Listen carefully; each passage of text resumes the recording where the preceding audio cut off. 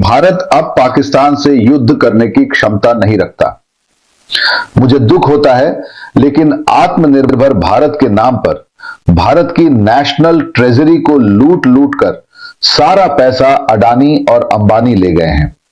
जब तक पाकिस्तान में आसिम मुनीर बैठा है, तब तक भारत पाकिस्तान का कुछ भी नहीं बिगाड़ सकता। हमें कुछ भी करके इस आसिम मुनीर को गिराना है और अडानी और अंबानी के बिजनेस एम्पायर को खत्म करना है। मोदी जी से यह काम नहीं होगा।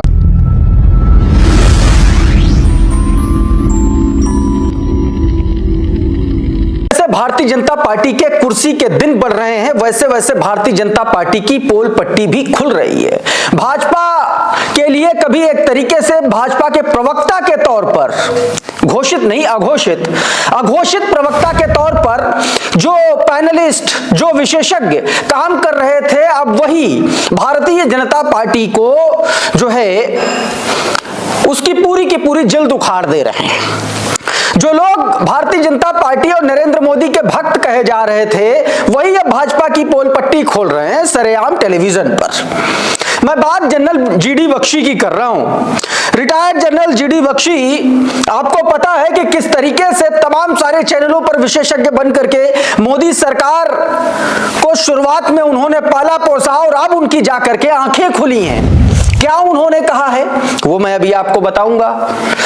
किस तरीके से उन्होंने पाकिस्तान के सपोर्ट में कुछ ऐसा कहा है जिससे मोदी सरकार की जबरदस्त किरकिरी होने जा रही है। का ये बयान आप सुनिए आपकी स्क्रीन पर। भारत अब पाकिस्तान से युद्ध करने की क्षमता नहीं रखता। मुझे दुख होता है, लेकिन आत्मनिर्भर भारत के नाम पर भारत की नेशनल ट्रेजरी को लूट लूट कर सारा पैसा अडानी और अंबानी ले गए हैं और अडानी और अंबानी के बिजनेस एम्पायर को खत्म करना है। मोदी जी से यह काम नहीं होगा। इस बयान में जीडी बख्शी साफ साफ कह रहे हैं कि जब तक आसिम मुनीर पाकिस्तान में आसिम मुनीर गद्दी पर बैठा है, तब तक भारत पाकिस्तान से जीत नहीं सकता।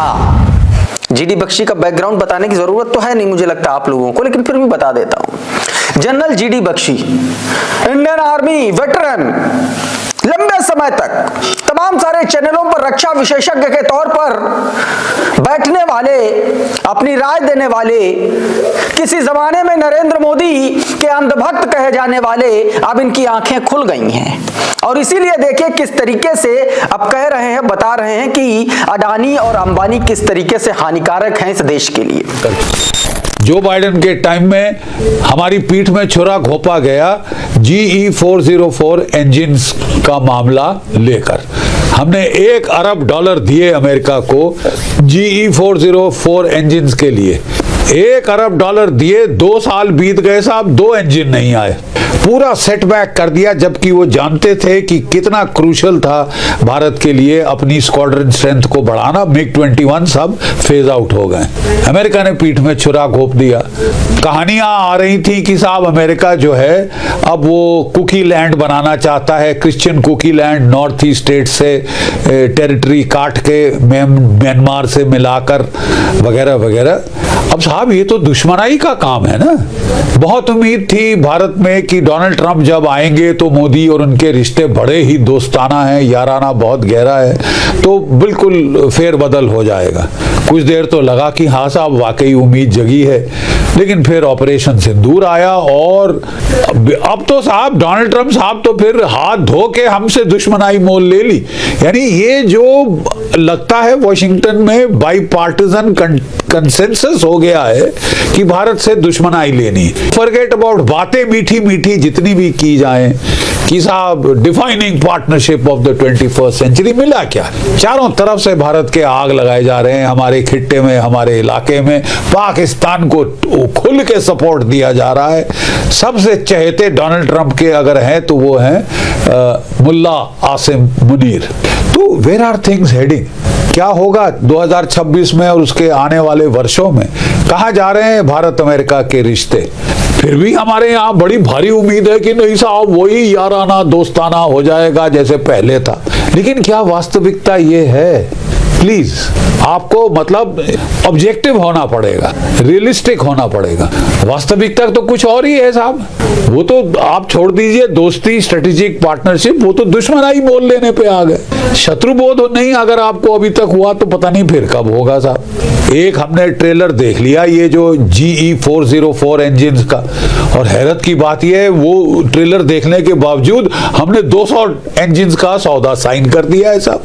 2 इंजन अभी तक दिए नहीं साहब। रो पिट करने के बाद 5 इंजन आए हैं साहब 2 साल के अंदर, ठीक है। और आप कह रहे हैं कि साहब नहीं, पहले डील ये थी कि जो तेजस मार्क 2 के लिए हमें G414 इंजन मिलेगा।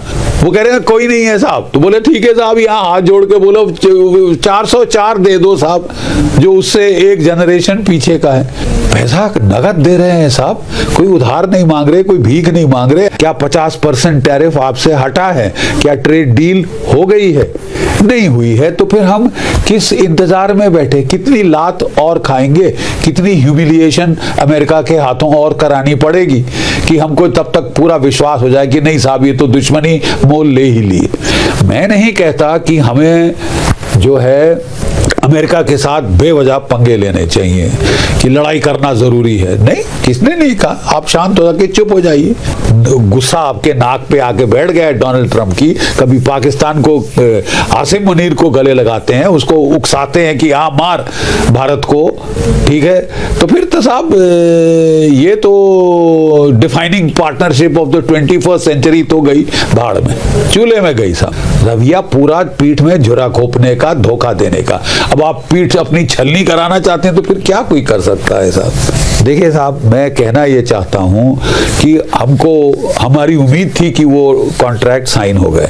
कई अटकलें लगाई जा रही हैं कि साहब मोरलेस एग्रीमेंट हो गया, हम वेट कर रहे थे कि ये डील हो जाए। ट्रेड और टैरिफ की डील है अमेरिका के साथ, 50% के वो हटाए। मैं नहीं कह रहा कि आप जाके पंगे लें, आप ध्वज खड़ा कर दें अमेरिका के खिलाफ बगावत का वगैरह वगैरह, लेकिन जैसे को तैसा तो करना पड़ेगा साहब कि भैया हमने तो जोर लगा लिया आपसे कि अच्छे रिश्ते हो, आप चाहते ही नहीं, आप तो उल्टा नुकसान कराने पे आमादा हो गए हो, तो फिर कैसे चलेगा ना साहब। अगर हमको हाथ जोड़ के माफी मांगनी पड़ेगी साहब। So what is the way ahead? National security strategy of the United States says focus on domestic, focus on reindustrialization of America, focus on Western Hemisphere, कि अगर चीन से लड़ना है, चीन से कंपटीशन करना है तो एलाइज आगे बढ़ने चाहिए, यूक्रेन जैसे एलाइज होने चाहिए। क्या भारत यूक्रेन बनना चाहता है? क्या भारत अमेरिका के बिहाफ पे आखिरी भारतीय तक लड़ना चाहता है चीन से? No question. लड़ेंगे, अगर चीन कुछ ऐसा करे तो लड़ेंगे और अच्छा लड़ाई करेंगे, लेकिन अमेरिका के कहने पे, अमेरिका की खुश करने पे एक गोरा पीठ पे हाथ फेर दे, वाह वाह कालू बड़ा अच्छा लड़ रहा है तू, अश्वेत बड़ा अच्छा लड़ रहा है तू, माफ कीजिए हम पगला नहीं गए, ठीक है साहब। हमको भी अपने राष्ट्र हितों को प्राथमिकता देनी है। तो क्या होगा आने वाले साल में? मुझे 2026 में तो कोई खास उम्मीद नहीं है कि कोई फेरबदल होगा, पलट होगा। लेकिन is this the last word? No. देखिए साहब, जो ग्लोबल वर्ल्ड ऑर्डर है, यूनिपोलर ऑर्डर था 2020 तक, उसके बाद से साहब ये मल्टीपोलर ऑर्डर बन रहा है बड़ी तेजी से, और तब बड़े बड़े युद्ध हुए। वर्ल्ड वॉर 1 हुई, वर्ल्ड वॉर 2 हुई, अब फिर मल्टीपोलर वर्ल्ड ऑर्डर आ गया है। वर्ल्ड वॉर 3 खटखटा रही है दरवाजा आपका। खासकर यूरोप वाले तो पगला गए हैं साहब। वर्ल्ड वॉर 3 कराएंगे, न्यूक्लियर वॉर कराएंगे। सबसे रैशनल, सबसे क्लियर थिंकिंग लोग हम हैं। यूरोपीय हमसे सीखो, एशिया वालों, अफ्रीका वालों हमसे सीखो। क्या सीखें सर? बाप का। वर्ल्ड वॉर 1 तुमने कराई, वर्ल्ड वॉर 2 तुमने कराई, अब वर्ल्ड वॉर 3 कराने पे आमादा होगी साहब। पेट की हमारी हवस पूरी नहीं होगी जब तक कि पूरी दुनिया में खुना खच्चर न्यूक्लियर क्लाउड ना आ जाए। तो साहब आप अपना करिए, यूरोप में जो करना है। बाकी लोग अभी पूर्ण रूप से पागल नहीं हुए हैं, लेकिन मल्टीपोलर वर्ल्ड ऑर्डर के चलते अलाइनमेंट्स में बहुत तेजी से समीकरण बदली होते हैं। वर्ल्ड वॉर 2 में हमने देखा था रूस और जर्मनी इकट्ठे थे स्टार्ट में, और फिर सबसे भीषण लड़ाई रूस और जर्मनी की हुई।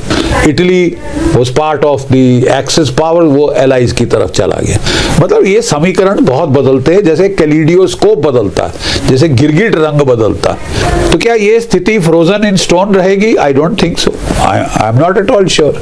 अमेरिका की भी माथे पे ठंडे पसीने आ रहे हैं, क्योंकि पीयर ग्रुप मिलिट्री पावर है रूस और चीन, जो अपने पिछवाड़े में उनकी ताकत इतनी है कि अमेरिका उनसे पंगा लेने से कतरा रहा है, पंगा लेने से कतरा रहा है।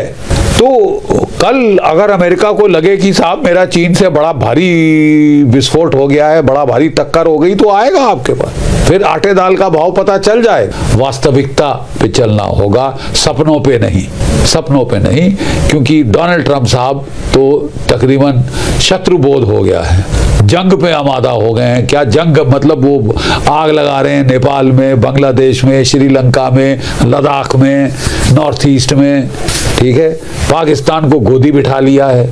तो फिर साहब रिश्ते सुधर तो नहीं सकते।